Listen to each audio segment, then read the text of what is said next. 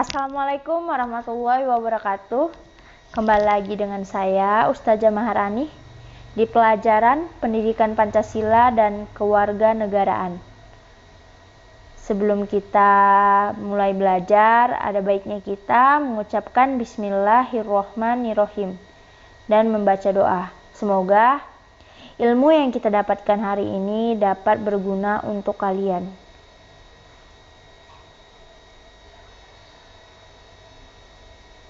Nah, hari ini kita akan membahas tentang semangat kebangkitan nasional tahun 1908. Suatu bangsa tidak akan berubah manakala bangsa tersebut tidak mau mengubah dirinya sendiri.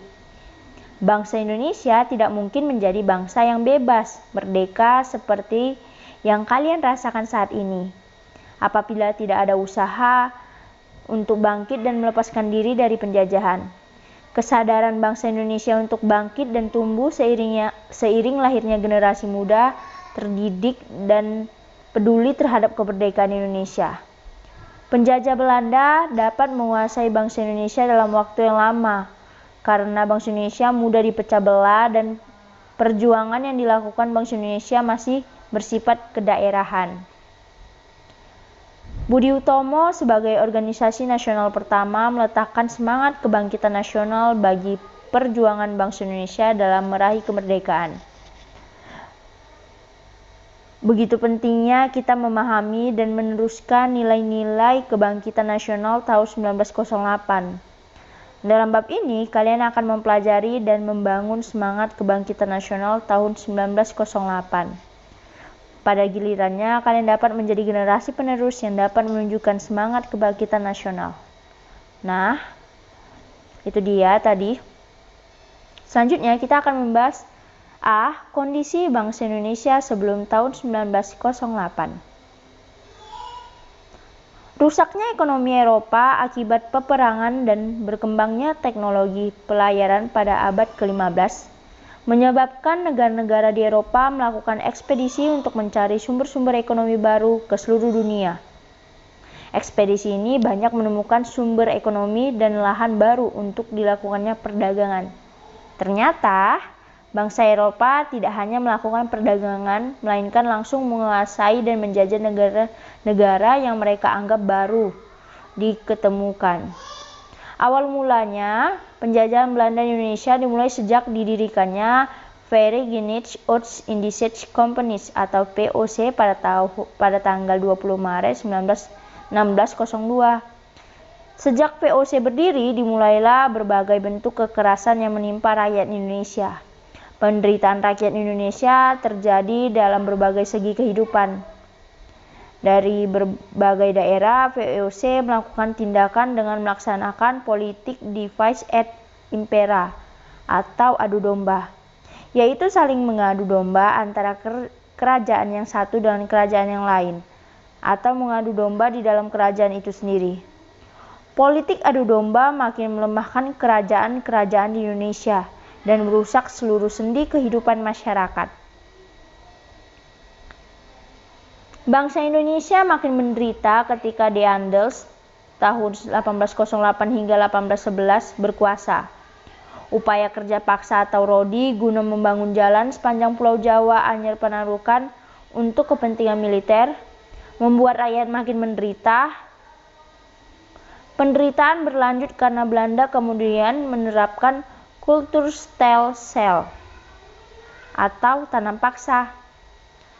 Peraturan tanam paksa diterapkan oleh Gubernur Jenderal Hindia Belanda Van de Biesbosch pada tahun 1828. Sistem tanam paksa mewajibkan rakyat menanami sebagian dari sawah dan atau ladangnya dengan tanaman yang ditentukan oleh pemerintah dan hasilnya diserahkan kepada pemerintah. Tanam paksa menyebabkan rakyat diperas bukan hanya tenaga, melainkan juga kekayaan, sehingga mengakibatkan banyak sekali rakyat yang jatuh miskin. Di pihak lain, penjajah mendapatkan kekayaan bangsa Indonesia yang berlimpah untuk membangun negara Belanda dan menjadi negara kaya di Eropa. Penderitaan bangsa Indonesia menumbuhkan benih perlawanan di berbagai daerah. Perjuangan melawan penjajah dipimpin ulama atau kaum bangsawan. Sultan Hasanuddin di Sulawesi Selatan, Sultan Ageng Tirtayasa di Banten, Tuanku Imam Bonjol di Sumatera Barat, Pangeran Diponegoro di Jawa Tengah, memimpin perjuangan rakyat melawan penjajah. Perjuangan rakyat untuk mengusir penjajah belum berhasil. Hal ini disebabkan perjuangan masih bersifat kedaerahan dan belum terorganisasi secara modern.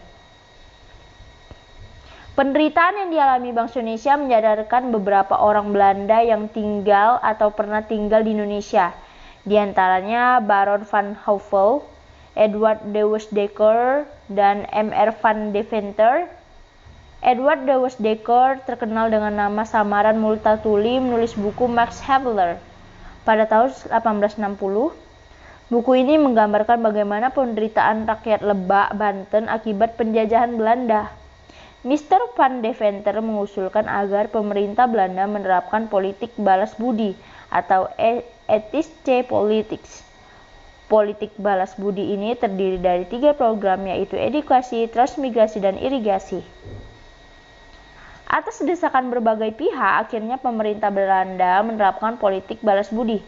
Politik balas budi bukan untuk kepentingan rakyat Indonesia, melainkan untuk kepentingan pemerintah Belanda. Contoh, irigasi dibangun untuk kepentingan pengairan perkebunan milik Belanda. Pembangunan sekolah atau edukasi bertujuan untuk menyediakan tenaga terampil dan murah. Di sisi lain, pembangunan sekolah melahirkan dampak positif bagi bangsa Indonesia, yaitu memunculkan masyarakat terdidik atau mulai memiliki pemahaman dan kesadaran akan kondisi bangsa Indonesia yang sebenarnya. Bangsa Indonesia saat ini kondisinya itu bodoh, terbelakang, dan kemiskinan merajalela. Mereka yang mengenyam pendidikan dan sadar akan nasib bangsanya selanjutnya menjadi tokoh-tokoh kebangkitan nasional. Nah, itulah dia tadi sejarah singkatnya. Setelah kalian memahami selintas tentang perjuangan bangsa Indonesia sebelum tahun 1908, coba pelajari lebih lanjut lagi tentang perjuangan pahlawan nasional yang berjuang sebelum tahun 1908. Uraikan bagaimana perjuangan mereka. Coba kalian lihat bagaimana perjuangan si Tuanku Imam Bonjol, yang kedua Pangeran Diponegoro, 3 Kapitan Patimura. Buatlah uraiannya secara singkat. Carilah di media seperti buku atau internet. Itulah dari penjelasan saya tadi. Semoga ilmu yang kita dapatkan hari ini bermanfaat.